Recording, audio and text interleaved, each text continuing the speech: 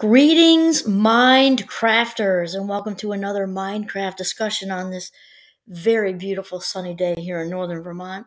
My name is Kimberly Quinn, and I'm your hostess with the mostest. I am so excited to talk, again about yet another way to become the boss of your brain. And today's topic is priming your day to go really, really well. So I want to start out with doing a shout out to Tony Robbins, though admittedly I have talked about priming your day quite a bit. We do that a lot in Minecraft. I was listening to him, which he's kind of sparked my interest in doing another episode on this. And so I want to start with a quote from him. I love this guy and hope to he's on my list of would love to do lunch with people. So Tony is just so incredibly positive and, walks the talk and all that good stuff. So anyway, Tony Robbins says you can prime yourself positively or negatively depending on what you allow into your mind. And, this is obviously what Minecraft is all about, is exactly this. And people just, I don't know, it's simple yet not easy. We've talked about that a lot. It really is this simple. I think people often don't realize that we are the captains of our ships. We don't just start the day and or we can do it that way and throw caution to the wind. But living passively like that isn't typically in our favor at all. It's better to really grab the day by the ass by priming it with some really good stuff. So we're going to talk about that. So to begin, it's important to first acquire an understanding of what it means to be primed. And this is something we talk about.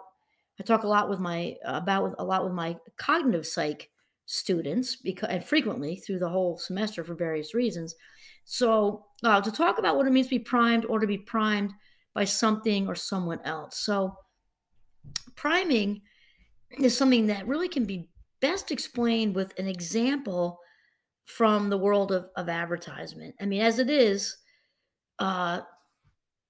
this is actually just more where it's most commonly noticed. There are a gazillion ways to prime or be primed, but the advertising world is just a super, super simple example.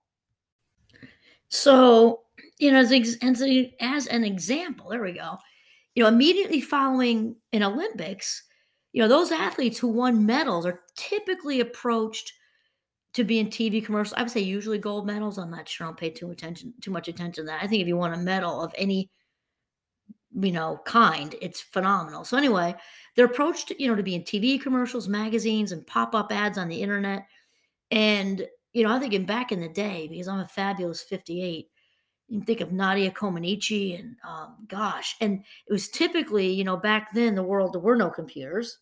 So magazines a little bit, but I would say the main, sort of platform that athletes showed up on was TV. And let's say that Michael Phelps, for example, is asked, following his 8th gold medal or the other 7 or whatever, is asked to do an Old Spice commercial.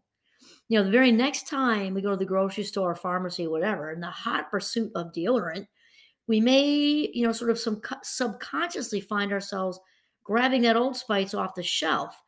And, as opposed to the generic brand or, whatever other brand there is. And we do this because we've been primed with repeated messages by an Olympic gold medalist that Old Spice is the number one choice. And so it gets deeper than this because that little thingy of deodorant kind of represents subconsciously now strength and athleticism, victory, attractiveness, patriotism, and the good old US of A. And none of this are we consciously thinking about.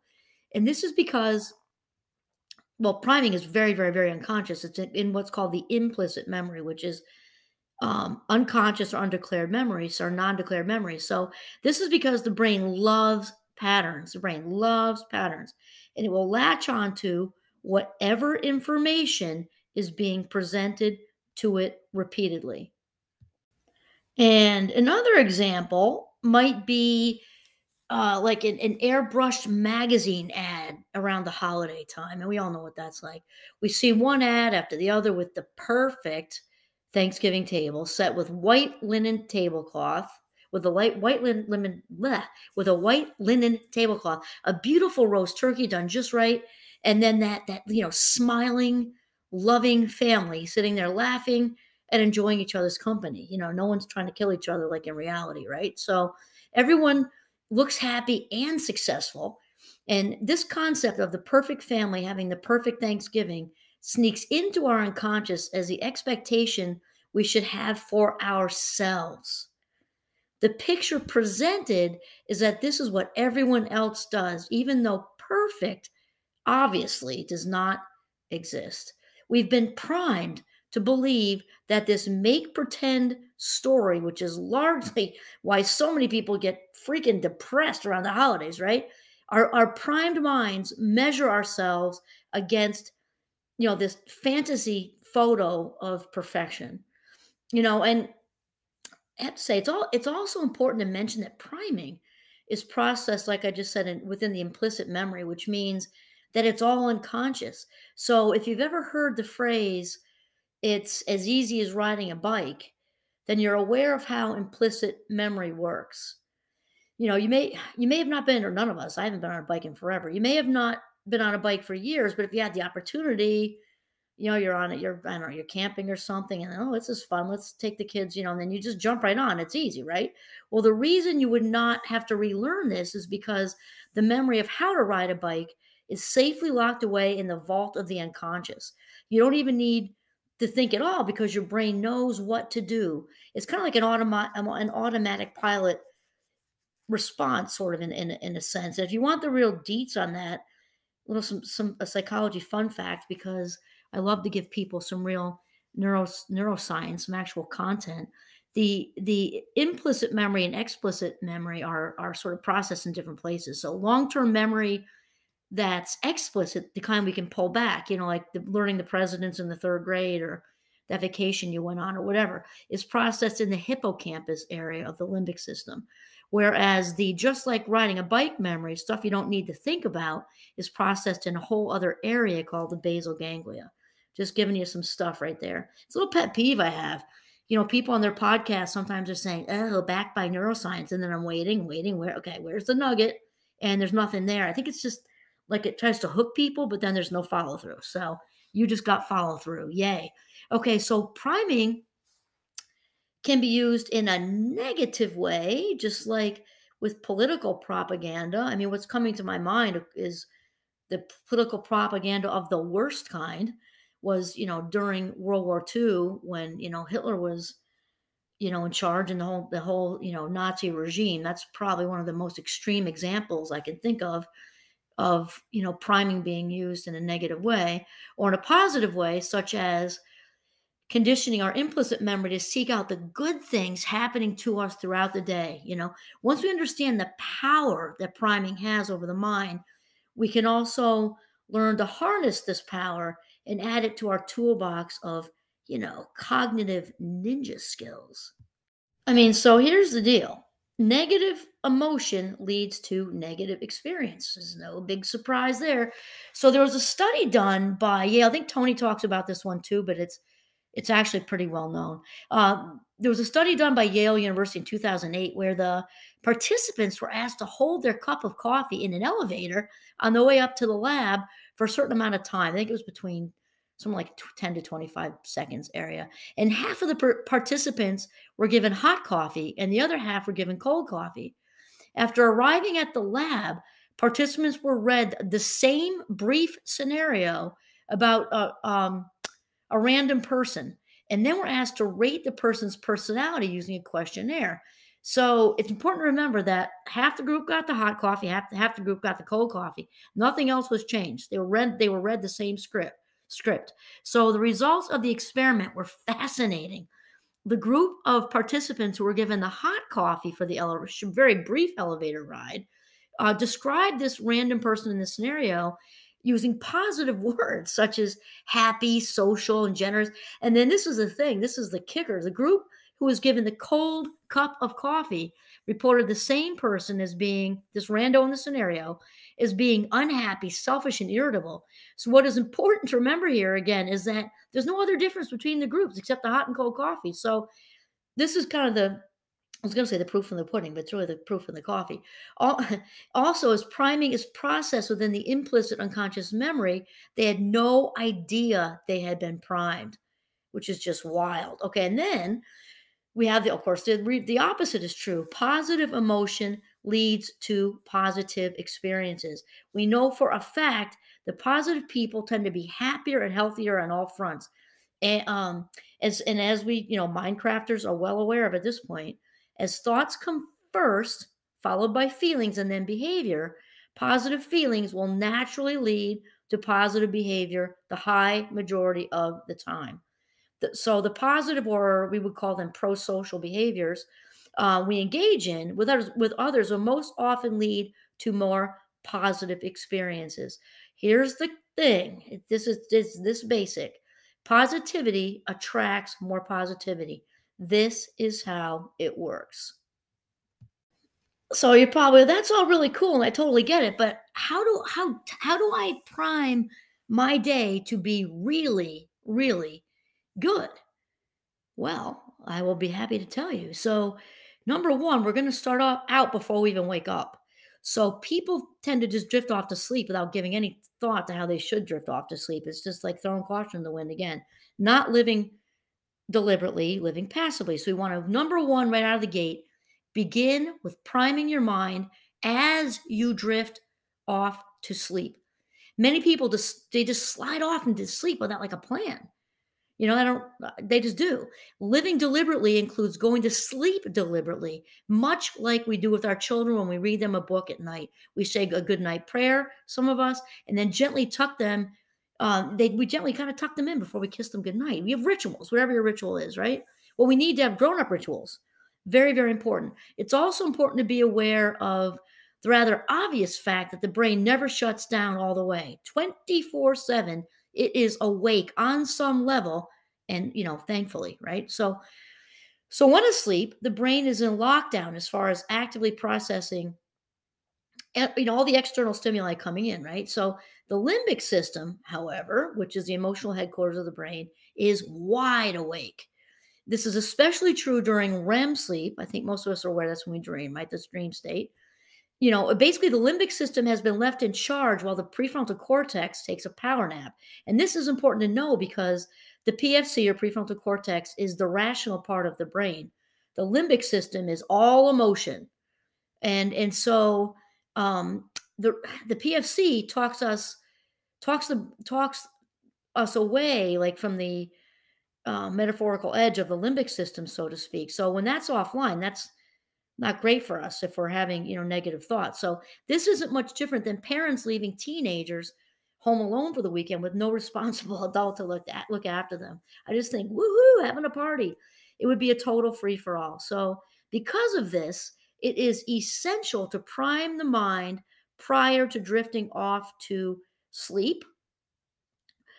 We stop ourselves from allowing tomorrow. When we do so, we stop ourselves, kind of like in our tracks, from allowing the issues of tomorrow to creep in, while also telling ourselves the good things that are going to happen tomorrow. We're priming the brain, literally, before we go to sleep. Just while you're lying there peacefully, we can express gratitude that another gift of a new day is on its way. And in addition, we can do damage control by limiting the screen time before going to bed, preferably remaining unplugged for at least an hour before turning the lights out. So that whole screen thing is really, really important, actually. So being screen free for 2 hours before bed is ideal if you can swing it. This is because the brain cannot, just stop processing any information, that it is bringing in. Like even if what we're doing seems mindless, like if I'm watching an I Love Lucy show or something, the brain's still processing, making associations. The brain picks up a vase that's on the coffee table in one of the scenes, which brings you to the one that reminds you of your grandmother's house, which brings you to how much fun you had in the summer. Blah blah blah blah blah. The brain just keeps doing that. The brain is awake and engaged. It needs a line to draw in the sand when the night is over and it's time to go into sleep mode. I did a bunch of podcast episodes on this actually during the coronavirus pandemic situation because people were all screwed up because we most of us were at home. Well, almost all of us were at home for part of it, and then we kind of stayed at home. And our usual cues for waking up and going to bed were all skewed. Our routines just kind of went south. So whoopsie. Anyway, that whoopsie was I mistakenly hit a button and everything went kaflooey. So anyway, all right, I'm back. So and on the other side of the go to bed draw line in the sand, right? We want to establish a solid morning routine, and every successful person, well-known person that I know anyway, and also meaning I know not just in my life, I know a lot of really successful people defined in all different ways, and the people that we can all, Google, and they every single one I've ever heard, they have a morning routine that they stick to like super glue. And each one of these, in fact, I've never heard one that didn't involve a spiritual component and a gratitude practice. And the gratitude practice can double for your spiritual component, actually. So most involve also some sort of physical movement and a healthy breakfast. Doesn't need to be healthy. I'm sorry, does need to be healthy. I was going to say it does need to be breakfast foods though. I eat like a Mediterranean. I like a, turkey sandwich in the morning with banana peppers and olives. I don't even need the bread part necessarily, but just the protein and the veggies and the oil. Love it. Okay, so here's the next one.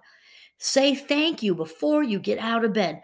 First, you can start by saying thank you as your first two words of the day. Think of how your day is set up to go really, really well. If the first two words you utter are thank you. I do this every day of my life before I even get out of bed.